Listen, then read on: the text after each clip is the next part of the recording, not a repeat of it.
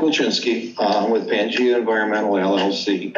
I'm a retired DEQ geologist. That's now Eagle. I started working in the mining industry in 1979. I worked throughout the U.S. and Canada. And I've been asked by the residents to get involved because of their wells are going dry. And this is a complicated subject. And people, generally, planning commissions don't understand the hydrogeology and everything involved. And what I've been doing for the last 4 or 5 years is going around and trying to educate people about the environmental impacts of aggregate mining and also the Zoning Enabling Act, which regulates it, permitting in Michigan, and then how Eagle fits in. So, you know, it's a complicated process. And right now I've looked at it and just looking at the aerial photographs, I found 4 violations of state environmental laws.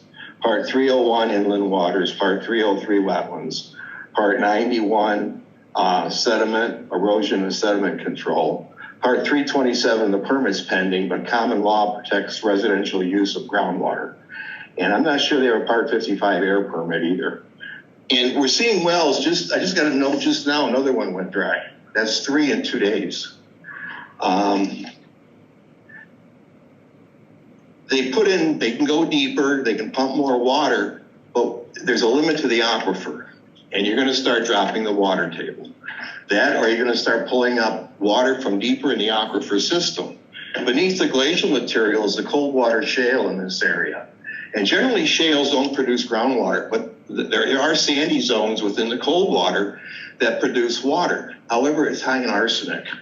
It has to be treated.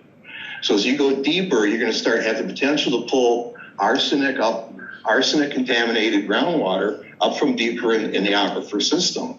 I'm not sure if the mine's not already doing that by the amount of water they're using and discharging. They could be pulling up arsenic right now into the water. We don't know because it's not tested. So I just wanted to introduce myself, and I'm open for discussion. I'm giving a presentation later this month to the Township Supervisors Association in Van Buren Township. And I've given these around the state. So, you know, I can answer questions. Feel free to ask questions, contact me. I can be reached. My email is pangea52@yahoo.com. Can you spell that, please? Pangea 52@yahoo.com. My phone number is 248-318-4732. And any questions now? I don't know if you can answer them. Well, so certainly this issue of the wells going dry is a concern to the township. The board has spoken about that at our last meeting. And what you said about the violations, if you could document that for us, that would be helpful in the email. Sure, I can send them to you. I sent those to Jeff Pierce with Eagle. I can send you the email I sent to him. And if it includes all those, it does. Your rationale for that. And he agreed that they don't have a Part 301 permit on file, and that they were going to be looking into it.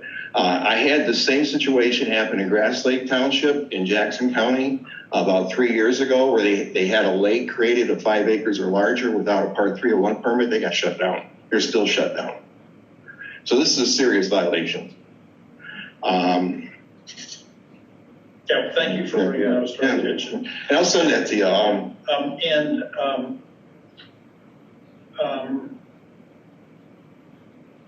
So the township board has asked our supervisor to send a letter to Eagle, and the attorneys have already done so, asking them, expressing concerns about the permit. Now we will have our conditional use permit to be dealing with over time. So that's there will be involved. I think knowing these violations, we can have people look at that and understand. And because as a general rule of thumb, groundwater takes as long to recover as you've been pumping it down until you reach steady state. And you haven't reached steady state yet. So it could take a long time for the water to recover even if they stop pumping. And we found discrepancies between, they're allowed 2 million a day to withdraw. They want 4.8, I think it is, which is like 3,300 gallons a minute. That's a lot of water. However, their discharge permits are 5,700 gallons a minute. So there's some math numbers in there we have to find out, like what's going on with their operation too. So, thank you all. Yeah, thank you. And you probably missed, I think you guys weren't here when we talked about the board meeting. So we just had the board meeting in some of you. I know we're there. The board has hired a consultant, Stuart Wright, Professor Emeritus at Michigan, to serve as our own independent hydrogeological consultant. He's not a geologist though. I've looked at his credentials. He's an engineer. Big difference. Okay. We look at things differently. Thank you. He came highly recommended. For hydraulics, highly recommended. I have no qualms with that. But when you're starting to deal with glacial geology, it's very complicated. The aquifers change in very short distances. And you need to understand glacial geology and have worked in it. And I've worked in glacial geology for 35 years. I understand it probably better than anyone in this room. That's a joke. Thank you very much. You're welcome. Okay, moving on to the public hearing. Are there other members of the public here that wish to?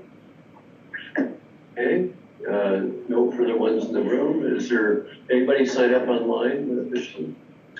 Okay, I'll just, there's a number of other people online. Is there anybody particularly that's on WebEx that wishes to contribute to the public hearing? Or sorry, public comment?